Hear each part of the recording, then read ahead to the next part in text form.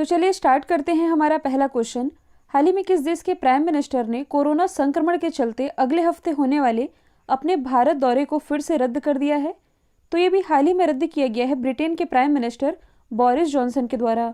यदि आप लोगों को याद होगा तो इस साल का जो रिपब्लिक डे रहा था, इसमें मुख्य अतिथि के रूप में ये बोरिस जॉनसन जो कि यहाँ के प्राइम मिनिस्टर हैं ये शामिल होने वाले थे, लेकिन उसी समय ब्रिटेन में कोरोना का एक नया स्ट्रेन देखने को मिला, जिसके कारण इन्होंने अपना भारत दौरा रद्द कर दिया था। तो उस समय में कोरोना का संक्रमण ब्रिटेन में ज़्यादा फैल रहा था और अब इन्होंने फिर से प्लान किया भारत आने का। तो अब क्या हो रहा है, भारत में संक्रमण ये तेज़ी से फैलते जा रहा है, जिसके कारण इन्होंने दोबारा से अपना भारत दौरा रद्द कर दिया है। तो यदि हम बात करें ब्रिटेन की, जो कि एक यूरोपीय कंट्री है, आप मैप में देख सकते हैं यूके, इसकी कैपिटल क्या है? तो ये है लंदन। अच्छा, लंदन ये किस नदी के किनारे बसा हुआ है? टेम्स नदी के किनारे। यहाँ की करेंसी है पाउंड स्टर्लिंग। देखिए, प्राइम मिनिस्टर तो हैं बोरिस जॉनसन, लेकिन यदि आप लोगों को याद होगा तो ब्रिटेन की कैबिनेट में 3 भारतीय मूल के भी व्यक्ति शामिल हैं। कौन कौन है? तो देखिए, पहली तो है प्रीति पटेल, इनका नाम काफ़ी चर्चे में रहा। प्रीति पटेल जो कि ब्रिटेन कैबिनेट में गृह मंत्री हैं। दूसरे हैं ऋषि सुनक जो कि वहाँ वित्त सचिव हैं। और तीसरे हैं आलोक शर्मा। ये 3 भारतीय हैं जो कि ब्रिटेन की कैबिनेट में शामिल हैं। और वैसे सारे फैक्ट ब्रिटेन से रिलेटेड हम डेली ही 2-4 दिन में डिस्कस तो करते ही रहते हैं। एक एडिशनल फैक्ट आप याद रख सकते हैं, हाल ही में दुनिया की ऐसी पहली मौत जो कि एयर पॉल्यूशन यानी कि वायु प्रदूषण के कारण हुई है, ये ब्रिटेन में ही दर्ज की गई है। अगला क्वेश्चन है, विश्व प्रेस स्वतंत्रता सूचकांक 2021 में कौन सा देश टॉप पर है? तो इसमें टॉप पर रहा है नॉर्वे, और ऐसा लगातार 5वीं बार है कि नॉर्वे ने इसमें अपना शीर्ष स्थान बरकरार रखा है। ये जो सर्वे है 180 कंट्रीज़ के बीच किया गया। 180 कंट्री में भारत की क्या रैंकिंग है? 142वीं। लास्ट ईयर मतलब कि 2020 में भी भारत 142वें स्थान पर था और इस साल भी 142वें स्थान पर है, मतलब कि इसकी रैंकिंग में कोई भी सुधार नहीं हुआ है। तो टॉप पर है नॉर्वे, इसके बाद फिनलैंड और डेनमार्क, ये टॉप 3 कंट्री है। सबसे लास्ट में कौन है? तो ये है इरिट्रिया। तो आप मैप में देख सकते हैं नॉर्वे की लोकेशन, इसकी कैपिटल है ओस्लो, करेंसी है नॉर्वेजियन क्रोन। और आसपास की लोकेशन तो आप लोगों को रट चुकी होगी। नॉर्वे के बगल में ये है स्वीडन, नॉर्वे स्वीडन, और ये है डेनमार्क। यही 3 कंट्री मिलके क्या कहलाती हैं? Scandinavian country. ये जो आप देख रहे हैं फिनलैंड, फिनलैंड के नीचे ये जो हिस्सा है ये कहलाता है गल्फ ऑफ फिनलैंड। और ये क्या है? तो ये है गल्फ ऑफ बोथनिया, ये है बाल्टिक सी और ये है नॉर्थ सी। इस क्वेश्चन में बात की जा रही है इंडेक्स की, तो नॉर्वे से ही रिलेटेड 2 और इंडेक्स है जो कि आप याद रख सकते हैं। दिसंबर 2020 में जारी किया गया था ह्यूमन डेवलपमेंट इंडेक्स, इसमें टॉप पर रहा था नॉर्वे, इंडिया की रैंकिंग थी 131। जनवरी 2021 में जारी किया गया डेमोक्रेसी इंडेक्स, इसमें भी टॉप पर नॉर्वे है, इंडिया की रैंकिंग है 53। रामायण पर आधारित पहली ऑनलाइन प्रदर्शनी का उद्घाटन किसने किया है? इसका उद्घाटन अभी हाल ही में प्रहलाद सिंह पटेल जी के द्वारा किया गया है, जो कि प्रेजेंट टाइम में हमारे केंद्रीय पर्यटन और संस्कृति राज्य मंत्री हैं। यहाँ हम बात कर रहे हैं रामायण की। तो यदि आपसे पूछा जाए कि रामायण के रचयिता कौन है, तो ये है महर्षि वाल्मीकि। रामायण जो कि एक महाकाव्य है, लेकिन यदि आपसे पूछा जाए कि विश्व का सबसे बड़ा महाकाव्य कौन सा है, तो ये है महाभारत, जिसके रचयिता हैं महर्षि वेदव्यास। तो इसी रामायण पर पहली ऑनलाइन प्रदर्शनी का वर्चुअली उद्घाटन ये किया है प्रहलाद सिंह पटेल ने, जिसमें कि मर्यादा पुरुषोत्तम श्री राम जी के जीवन पर आधारित कुछ कृत्यों की प्रदर्शनी दिखाई जानी है, जिसका टाइटल है राम कथा, भारतीय कथाओं के माध्यम से श्री राम की कहानी। अगला क्वेश्चन है, मिगेल डियाज कैनल ये किस देश के नए राष्ट्रपति बने हैं? तो ये भी हाल ही में क्यूबा के नए राष्ट्रपति बन गए हैं। तो यदि हम बात करें क्यूबा की, तो सबसे पहले आप लोकेशन देख लीजिए। ये है नॉर्थ अमेरिका, ये है साउथ अमेरिका। यहाँ जो आप देख रहे हैं ये है क्यूबा। क्यूबा की राजधानी है हवाना, करेंसी है पेसो। और यदि आपसे पूछा जाए कि विश्व में चीनी का कटोरा किसे कहते हैं, तो ये क्यूबा को ही कहते हैं, क्योंकि दुनिया में सबसे ज़्यादा गन्ने का उत्पादन ये क्यूबा में ही होता है, जबकि भारत में चीनी का कटोरा ये कहलाता है उत्तर प्रदेश। आप और क्या रिलेट कर सकते हैं? तो ये जनवरी 2021 की ही न्यूज़ है, मतलब कि 3 महीने पहले की ही। जो अमेरिका है इसने अभी हाल ही में क्यूबा को आतंकवाद के एक प्रायोजक देश के रूप में नामित किया था। अगला क्वेश्चन है, हाल ही में राष्ट्रीय लोक सेवा दिवस ये कब मनाया गया, यानी कि नेशनल पब्लिक सर्विस डे। तो ये भी हाल ही में 21 अप्रैल को मनाया गया है। ये दिवस मनाया क्यों जाता है? तो केंद्र और राज्य सरकारों में विभिन्न डिपार्टमेंट में लोक प्रशासन में लगे जो अधिकारी हैं उनके काम की सराहना करने के लिए ये दिवस मनाया जाता है। और ये 21 अप्रैल को ही क्यों मनाया जाता है? क्योंकि इसी दिन 1947 में भारत के जो पहले गृह मंत्री थे सरदार वल्लभ भाई पटेल जी, इनके द्वारा जो नवनियुक्त प्रशासनिक सेवा अधिकारी थे इन्हें संबोधित किया गया था, इसलिए 21 अप्रैल को ही मनाया जाता है राष्ट्रीय लोक सेवा दिवस। यदि हम अदर ऑप्शन की बात करें तो 17 अप्रैल को मनाया गया है वर्ल्ड हीमोफीलिया डे, 18 अप्रैल को मनाया गया है विश्व विरासत दिवस और 19 अप्रैल को वर्ल्ड लीवर डे मनाया गया है। अगला क्वेश्चन है, हाल ही में किस राज्य सरकार ने आवश्यक सेवा रखरखाव अधिनियम, जिसे आप एस्मा कहते हैं, ये किसने लागू किया है? तो एस्मा एक्ट जो कि अभी हाल ही में छत्तीसगढ़ गवर्नमेंट के द्वारा लागू किया गया है। एस्मा की फुल फॉर्म बनती है असेंशियल सर्विस मेंटेनेंस एक्ट। इसकी शुरुआत कब की गई थी? तो वैसे इसकी शुरुआत तो 1968 में, मतलब कि ये लागू तो किया गया था 1968 में। ये केंद्रीय कानून है, लेकिन राज्य सरकारें इस कानून को लागू करने के लिए स्वतंत्र होती हैं। एस्मा एक्ट ये चर्चे में क्यों आया है? तो ये जो एक्ट है इसके तहत जो भी असेंशियल सर्विस है, मतलब कि आवश्यक सेवाओं में काम करने से कोई भी व्यक्ति मना नहीं कर सकता, जैसे कि डॉक्टर है, नर्स है और जो भी हेल्थ वर्कर हैं, ये किसी भी तरह के हड़ताल पर या धरने पर नहीं बैठ सकते, क्योंकि अभी देश को इनकी सख्त ज़रूरत है। तो ये सारी ही असेंशियल चीज़ें हैं जिसमें कि इस एक्ट के लागू होने के बाद इसका उल्लंघन नहीं किया जा सकता, लेकिन तब भी इसका उल्लंघन किया जाता है तो व्यक्ति को अधिकतम 6 महीने का कारावास, यानी कि 6 महीने की जेल इसे मिल सकती है। और इसे ही लागू किया है छत्तीसगढ़ ने। छत्तीसगढ़ की यदि हम बात करें, राजधानी है रायपुर, मुख्यमंत्री है भूपेश बघेल, राज्यपाल है अनुसुईया उइके, मुख्य न्यायाधीश है पी आर रामचंद्रन मेनन, इंद्रावती कांगेर, गुरु घासीदास और अचानक मार वाइल्ड लाइफ सेंचुरी, ये सभी स्थित हैं छत्तीसगढ़ में ही। अंबिकापुर में भारत का पहला गार्बेज कैफे, जबकि मध्य प्रदेश की राजधानी में भारत का पहला ई कचरा क्लिनिक स्थापित किया गया। ई लोक अदालत का आयोजन करने वाला पहला राज्य ये छत्तीसगढ़ है, जबकि वर्चुअल कोर्ट का आयोजन करने वाला पहला राज्य ये है उत्तर प्रदेश। और अभी हाल ही में ये न्यूज़ भी आई थी कि मनरेगा के तहत सबसे ज़्यादा रोजगार देने वाला राज्य ये छत्तीसगढ़ ही बना है।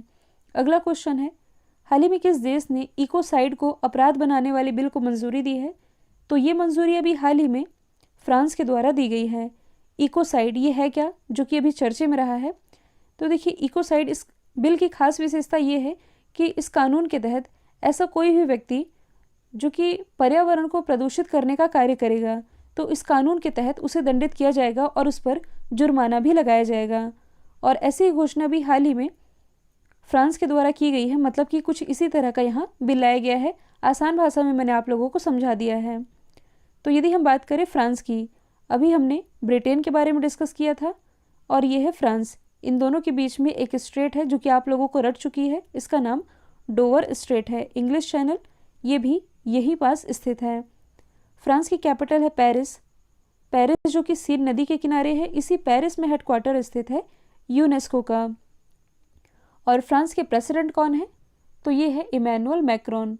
और आज हम फ्रांस से रिलेटेड कुछ दूसरे फैक्टर डिस्कस कर लेते हैं, जैसे कि भारतीय संविधान में जो 3 शब्द हैं कौन कौन से हैं? समानता, स्वतंत्रता, या आप कह सकते हैं समता, स्वतंत्रता और बंधुता। ये कहाँ से लिया गया है? तो ये फ्रांस से ही लिया गया है। और यदि आपसे पूछा जाए कि आधुनिक फ्रांस का जन्मदाता ये किसे कहा जाता है, तो ये नेपोलियन बोनापार्ट को कहा जाता है। स्पेन फ्रांस के बीच स्थित है पेरानीस पर्वत, और फ्रांस स्विट्जरलैंड के बीच स्थित है जूरा पर्वत। और भारत और फ्रांस के बीच किस विमान को लेकर के समझौता है? राफेल विमान को लेकर के। अगला क्वेश्चन है, हाल ही में किसने सैनिकों के लिए ऑक्सीजन वितरण प्रणाली विकसित की है? तो ये भी हाल ही में डेवलप की गई है DRDO के द्वारा, यानी कि डिफेंस रिसर्च डेवलपमेंट ऑर्गेनाइजेशन ने अभी हाल ही में ज़्यादा ऊंचाई वाले क्षेत्रों में जो सैनिक हैं जो कि सेवा में लगे हुए हैं उनके लिए SpO2 आधारित पूरक ऑक्सीजन वितरण प्रणाली ये विकसित की है। यहाँ जो टर्म लिखा हुआ है SpO2, इसका क्या मतलब है? इसका मेज़रमेंट कैसे किया जाता है, मतलब कि इसे मापा कैसे जाता है, तो मैं आप लोगों को सिंपल लैंग्वेज में बता देती हूँ। तो जैसा कि आप सभी जानते ही कि हमारी बॉडी में जो ब्लड है, ब्लड के साथ ऑक्सीजन भी होता है और ऑक्सीजन ये हीमोग्लोबिन के साथ सैचुरेट होता है। मान लीजिए कि हमारा जो SpO2 है, जो कि यहाँ लिखा भी हुआ है, हमारा SpO2 मान लीजिए 94% है। अब 94% है, इसका क्या मतलब हुआ?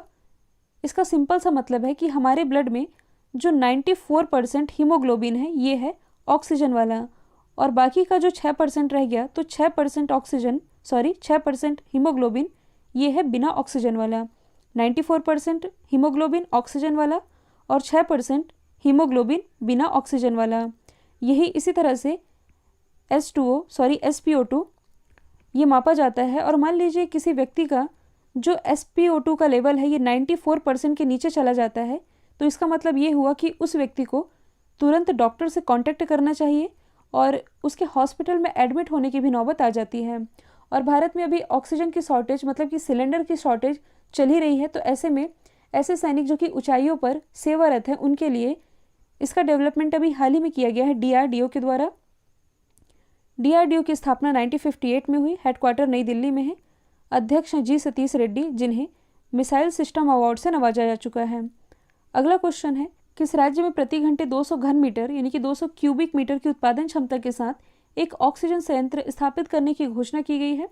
तो ऐसी घोषणा भी हाल ही में गुजरात के द्वारा की गई है। आप लोगों को मालूम ही है, अभी देखिए कुछ दिन पहले मैंने आप लोगों को बताया था कि मध्य प्रदेश के ही शहडोल जिले में ऑक्सीजन सिलेंडर खत्म हो जाने के कारण एक साथ 14 मरीजों ने दम तोड़ दिया था। और कल ही एक न्यूज़ निकल कर सामने आई जिसमें कि महाराष्ट्र के नासिक में ऑक्सीजन का जो सप्लाई है, हालांकि जो ऑक्सीजन सिलेंडर था वो लीक हो गया था, जिसके कारण मरीजों तक ऑक्सीजन का सप्लाई नहीं पहुंच पाया, जिसके कारण एक साथ 22 मरीजों ने दम तोड़ दिया था। और यदि देखा जाए तो भारत में ऑक्सीजन सिलेंडर की किल्लत ये जगह जगह देखने को मिल रही है। हर दिन न्यूज़ निकल कर सामने आती है कि ऑक्सीजन सिलेंडर की कमी होने के कारण या ख़त्म हो जाने के कारण जो मरीज हैं इनकी जान जा रही है। तो इसी समस्या को ध्यान में रखते हुए हाल ही में जो गुजरात है इसके द्वारा 200 घन मीटर की उत्पादन क्षमता के साथ ऑक्सीजन संयंत्र स्थापित करने की घोषणा की गई है। और ये जो ऑक्सीजन प्लांट है ये किसके द्वारा लगाया जाएगा? इफ़को के द्वारा। इफ़को जिसे आप Indian farmer fertiliser cooperative limited के नाम से जानते हैं। गुजरात की यदि हम बात करें तो वैसे गुजरात के बारे में जो फैक्ट हैं हम तो डिस्कस करते ही रहते हैं। कुछ जिलों के नाम हैं जो कि हम डिस्कस कर लेते हैं। सबसे पहले यदि हम बात करें सूरत की, सूरत ये किस नदी के किनारे बसा हुआ है? ताप्ती नदी के किनारे। और यदि आपसे पूछा जाए कि किस नदी को सूर्यपुत्री कहा जाता है, तो ये ताप्ती नदी ही है। इसी ताप्ती नदी पर प्रसिद्ध उकाई परियोजना ये भी स्थित है। ऊपर आएंगे तो ये है वडोदरा। इसी वडोदरा में भारत का पहला रेलवे यूनिवर्सिटी ये स्थापित किया गया है। इधर है खेड़ा। खेड़ा आंदोलन आप लोगों ने मॉडर्न हिस्ट्री में पढ़ा होगा, जो कि 1918 में हुआ था। ये है अहमदाबाद, जहां अभी हाल ही में विश्व का सबसे बड़ा क्रिकेट स्टेडियम इसका उद्घाटन किया गया है। फिर है भावनगर, जहां विश्व का पहला CNG पोर्ट टर्मिनल ये स्थापित किया गया है। अगला क्वेश्चन है, यूनाइटेड नेशन की state of the global climate report 2020 के अनुसार किस देश को 2020 के अम्फान चक्रवात से $14 बिलियन का नुकसान हुआ है? तो अम्फान तूफान ये तो भारत में आया था, तो ये रिपोर्ट कहती है कि अम्फान तूफान के कारण भारत को $14 बिलियन का आर्थिक नुकसान उठाना पड़ा। क्योंकि तूफान तो आकर के चला जाता है, लेकिन उसके बाद जो नुकसान निकल कर के सामने आते हैं, जैसे कि उस एरिया के उद्योग धंधे ये चौपट हो जाते हैं, जनधन की हानि होती है वह अलग, बिजली के खंभे पूरी तरह से नष्ट हो जाते हैं, बड़ी बड़ी इमारतें ये भी ध्वस्त हो जाती हैं। सबसे बड़ी बात ये होती है कि इसमें जो लोग हैं जो कि अपने घर से बिछड़ जाते हैं कहने का मतलब है कि उन्हें एक स्थान से दूसरे स्थान तक सड़क लेनी होती है। तो इन सभी समस्याओं को यदि देखा जाए तो भारत को लगभग इतना नुकसान उठाना पड़ा है इस अम्फान चक्रवात के चलते। अम्फान चक्रवात ये कहाँ आया था? तो ये आया था ओडिशा और इधर पश्चिम बंगाल वाले एरिया में। अच्छा, ये जो चक्रवात है अम्फान, इसका नामकरण किसके द्वारा किया गया था? तो इसे नाम दिया था थाईलैंड ने। जबकि आप महाराष्ट्र वाले एरिया में आएंगे कुछ यहाँ, तो यहाँ भी एक चक्रवात चर्चे में आया था, इसका नाम है निसर्ग चक्रवात। और निसर्ग चक्रवात का नाम ये किसने दिया था? तो ये बांग्लादेश के द्वारा दिया गया था। अगला क्वेश्चन है, माउंट अन्नपूर्णा को फतह करने वाली पहली भारतीय महिला कौन बनी है? तो ये बन गई हैं प्रियंका मोहिते। प्रियंका मोहिते जो कि महाराष्ट्र से बिलोंग करती हैं, इन्होंने विश्व की 10वीं सबसे ऊंची पर्वत चोटी जिसका नाम माउंट अन्नपूर्णा है, इस पर फतह हासिल कर ली है।